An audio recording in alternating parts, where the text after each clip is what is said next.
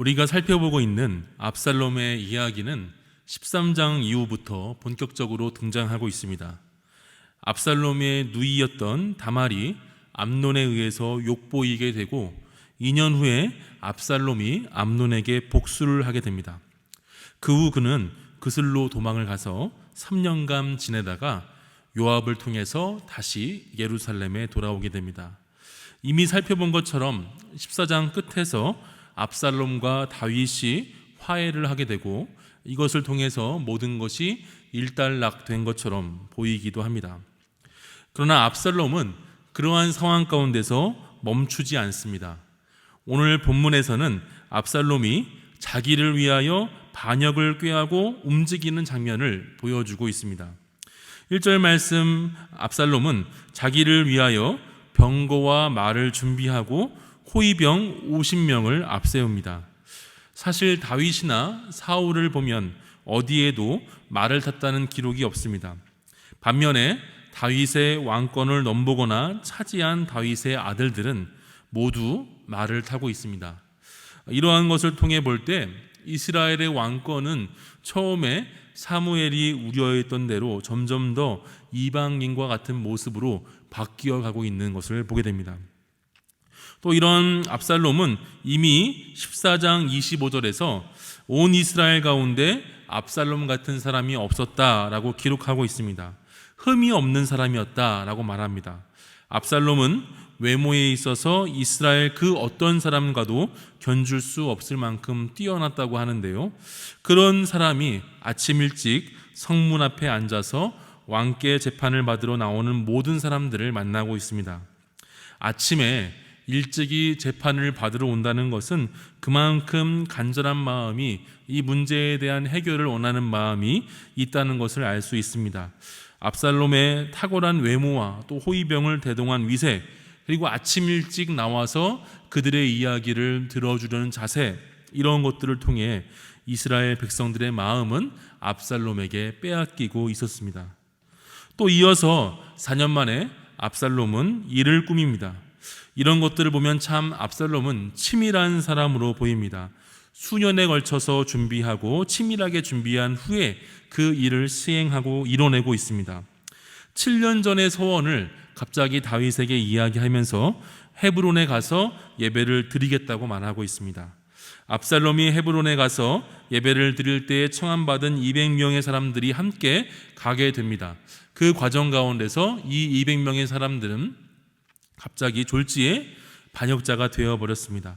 거기에서 또 더하여서 다윗의 모사 아히도벨까지 참여하게 되면서 압살롬의 반역의 그 세력이 점점 더 커지는 것으로 오늘 본문의 이야기가 마무리되고 있습니다. 우린 여기서 몇 가지 생각해 볼 필요가 있습니다. 압살롬의 반역 이야기 가운데 담긴 것 가운데서 두 가지 정도 교훈을 찾으며 나가도록 할 텐데요. 첫 번째는 다윗은 압살롬이 성문 앞에서 행한 일과 헤브론의 서원을 이루러 간다는 이야기를 들었을 때도 아무 이상한 낌새를 채지 못하고 있다는 사실입니다. 압살롬의 반역에 대해서 전혀 짐작하지 못하고 방심하고 있는 모습을 보여주고 있습니다. 사실 예루살렘은 큰 도시가 아닙니다. 크지 않은 도시에서 성문 앞에서 일찍이 재판을 받으러 오는 사람들을 만남을 통해서 반역을 준비한다는 것은 다윗의 어떻게 주의만 기울였다면 알 수 있는 문제였지만 다윗은 전혀 알지 못했습니다. 오히려 다윗은 깨어서 그 상황 가운데 경계하기보다는 깨지 못하고 잠든 상태에 있는 것을 보게 됩니다. 작전에 실패한 장수는 용서받을 수 있지만 경계에 실패한 장수는 용서받을 수 없다는 말이 있습니다. 경계에 실패하면 예기치 못한 기습을 받게 되고 그로 인해서 평상시의 일반적인 전투보다 더 큰 또 치명적인 피해를 입게 되기 때문인 것입니다. 아들을 감시하는 것은 아니더라도 이스라엘 전체를 두루 살펴야 할 책임이 다윗에게 있었습니다. 그러나 다윗은 그 책임을 다하지 않고 그 결과 민심을 소홀히 여기게 되었고 반역이라는 큰 피해를 입게 된 것입니다. 이것을 오늘날 우리의 삶에 적용해 본다면 우리도 사단 마귀의 유혹을 경계하는 것으로 생각을 해볼 수 있습니다. C.S. 루이스가 정말 괴로워하면서 썼다는 책인 스크루테이프의 편지라는 책을 보면 사단이 얼마나 교묘하게 우리 삶을 흔들어 놓는지 생각해 보게 됩니다. 우리가 말씀과 기도로 우리의 삶을 돌아보고 우리 공동체를 돌아보지 않으면 너무나도 쉽게 사단의 유혹에 빠지게 되는 것을 발견하게 됩니다.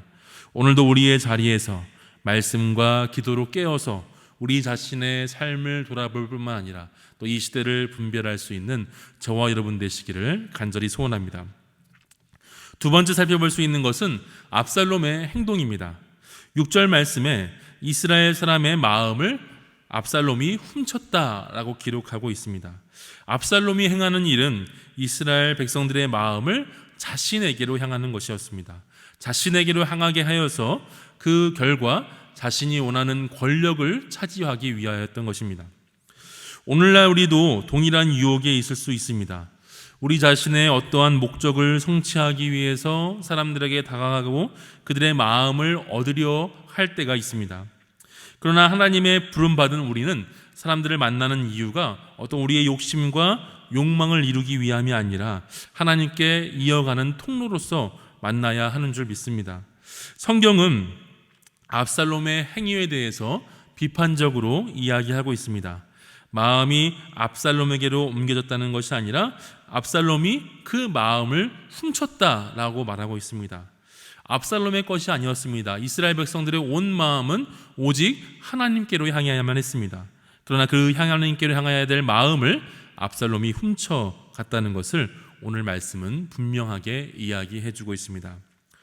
오늘날도 마땅히 하나님께 향해야 할 마음이 우리에게로 향하고 있는 것은 아닌지 우리가 돌아볼 수 있는 그런 시간이 되시기를 간절히 소원합니다. 어느 순간 더 좋은 사람으로 보이기 위해서 또 꽤 괜찮은 사람으로 보이고 싶어서 또 어떤 경우에는 정말 열심히 주의 일을 감당하고 또 해나가지만 그 과정이 나 자신의 어떤 영광과 나 자신의 어떤 존재감을 위해서 하는 때가 종종 있습니다. 오늘도 우리의 삶의 헌신과 수고, 매일매일 주님의 맡기신 그 사명의 길을 감당하며 나아갈 때에 하나님께 향할 마음들을 온전히 돌릴 수 있도록 또 우리 자신이 영광받는 것이 아니라 우리 자신이 드러나는 것이 아니라 하나님께 마땅히 들어가야 할 찬양과 영광으로 가득 채워지도록 우리의 헌신과 수고를 통해서 그러한 은혜가 나타나도록 오늘도 우리의 맡겨진 길을 충성되이 감당하며 나갈 수 있는 우리 금강의 귀한 성도님들 되시기를 간절히 소원합니다. 다 같이 기도하겠습니다.